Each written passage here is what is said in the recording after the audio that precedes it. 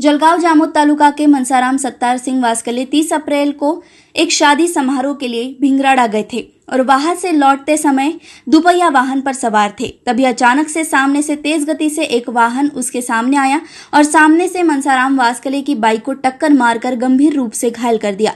इसी दौरान पिकअप चालक ने घायल मनसाराम को मालवाहक वाहन में ये कहकर फेंक दिया कि वो जख्मी मनसाराम को इलाज के लिए ले जा रहा है, लेकिन उसने जख्मी को कुछ दूरी पर ले जाकर खाई में फेंक दिया, जिसके परिणाम स्वरूप मनसाराम की समय पर उपचार न होने के कारण मृत्यु हो गई।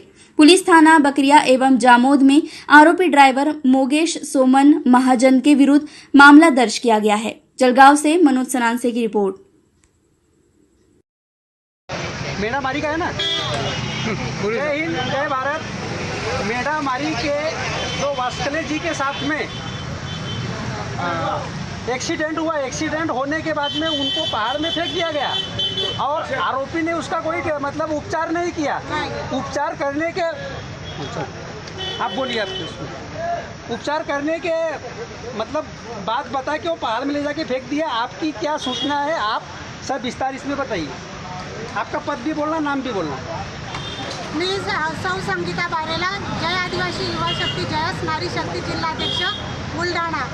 या ठिकाणी आम्ही मयत मनसाराम वास्कले याचा जो ॲक्सिडेंट झाला त्याविषयी आम्ही सर्व जय आदिवासी युवा शक्ती तथा आदिवासी समाज बांधव यासाठी त्याला योग्य तो न्याय मिळावा यासाठी आम्ही निवेदन देण्यासाठी आलेलो आहे की सदर मनसाराम हा भिंगारा येथून लग्न कार्यक्रम आटपून येत असताना समोरून येणारे पिकअप वाहन चालक याने समोरून त्याला जोरदार धडक दिली। त्यानंतर तो मनसाराम हा जागीच गंभीर दुखापत झाली। त्या ठिकाणी त्या पिकअप चालकाने असे खोटे सांगितले की यास मी दवाखान्यामध्ये घेऊन जातो, पण प्रत्यक्षात त्या आरोपीने त्याच दवाखान्यात घेऊन न जाता जळगाव जामोदच्या बरामपूर रस्त्यावरील एका खोलदरीमध्ये त्याला टाकला आणि त्या ठिकाणी मनसाराम हा जिवंत होता, पण त्या ठिकाणी त्यांनी त्याला योग्य ते म्हणजे त्या ठिकाणी त्याला तात्काळ उपचार न मिळाल्यामुळे मनसाराम याचा जागीच मृत्यू झाला। तर आम्ही